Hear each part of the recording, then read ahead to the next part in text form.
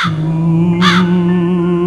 New year है और अभी रात के 12 बजे पड्डी, चड्डी और उनके दोस्त सैंडी तीनों पार्टी करने कहीं दूर जा रहे हैं। तीनों ने सोचा कि अभी निकलेंगे तो कल सुबह तक पहुंच जाएंगे।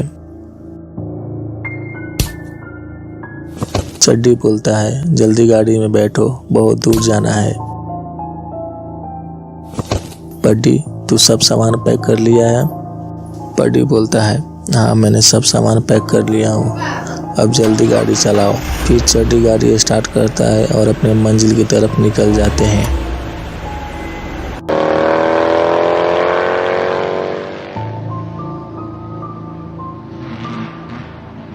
तीनों बहुत खुश हैं कि वहाँ पहुँचते ही बहुत सारी मस्तियाँ और लौंडियाबाजी करेंगे।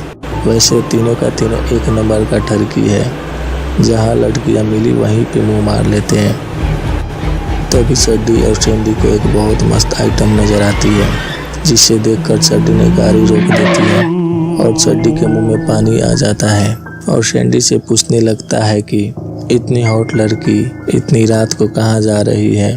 फिर सैंडी बोलता है, ये मेरे पड़ोस में रहने वाली शर्मा जी की बेटी थोड़ी है, जो मुझे पता होगा कि ये कहाँ जा रही है।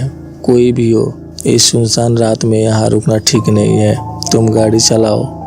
पर चड्डी के मन में तो लड्डू फूट रहा होता है और सोचता है कि इस लड़की से कैसे बात करूं।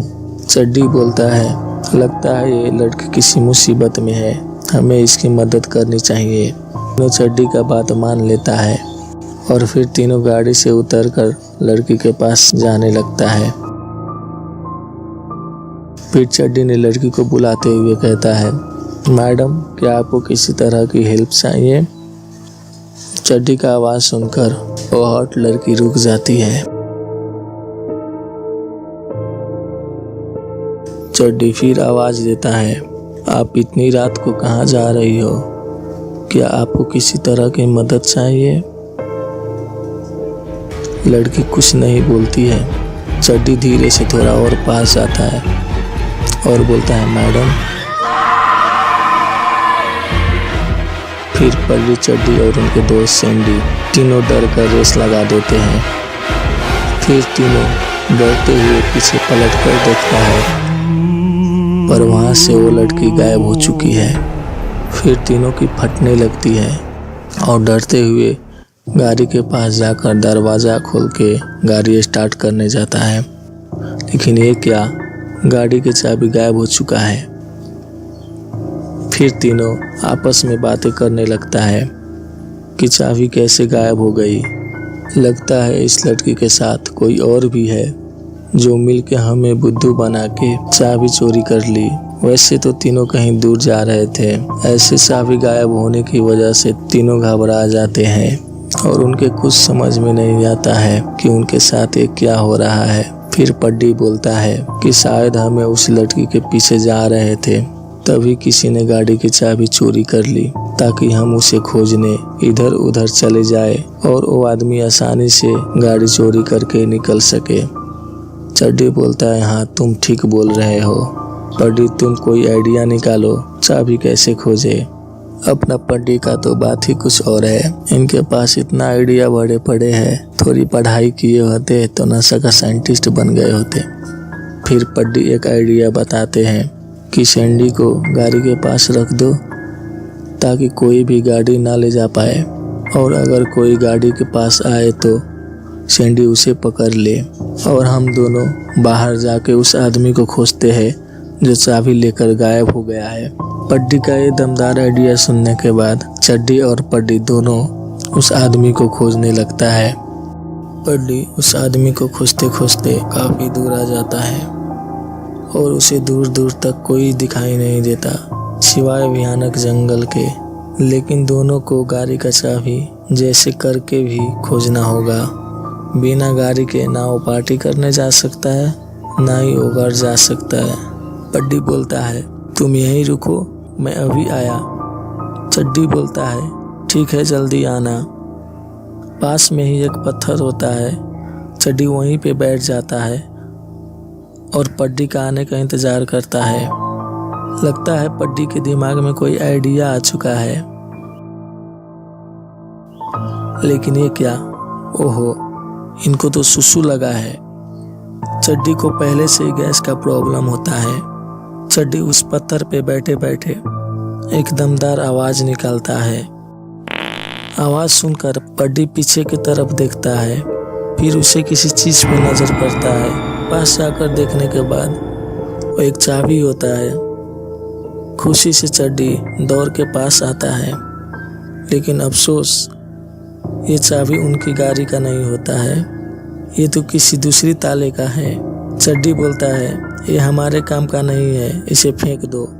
पड्डी कहता है, नहीं, इसे हम रख लेते हैं, शायद बाद में हमें काम आ जाए। पड्डी उस चाबी को अपने पास रख लेता है और अपने कार की चाबी खोजने आगे जाने लगता है कि अचानक फिर से वो लड़की नजर आती है।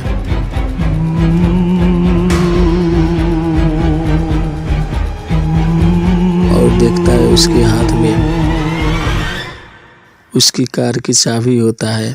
पड्डी बोलता है, ये चाबी मेरा है, मुझे दे दो। लड़की कुछ नहीं बोलती, क्योंकि वो एक आत्मा है।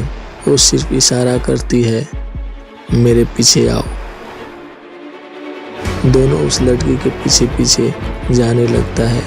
दोनों को डर भी लगता है, फिर भी चाबी के लिए उसे जाना ही पड़ेगा। इस आत्मा ने दोनों को एक कब्रिस्तान में लेकर आया है और एक कब्र के पास जाकर इशारा करती है।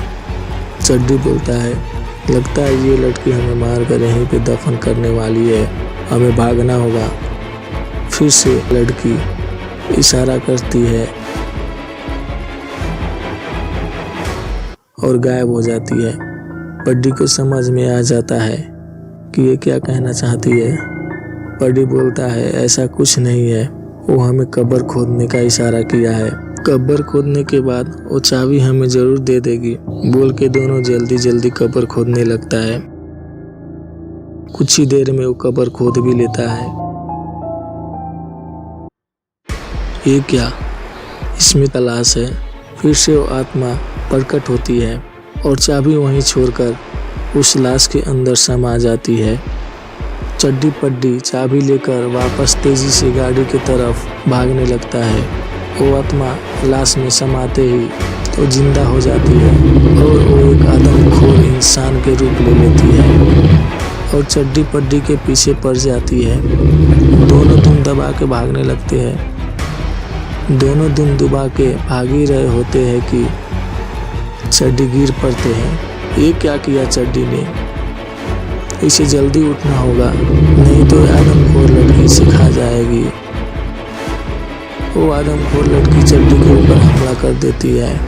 लगता है चड्डी न्यू ईयर में इसी का खाना बनने वाले हैं, लेकिन पड्डी ऐसा होने नहीं देगा।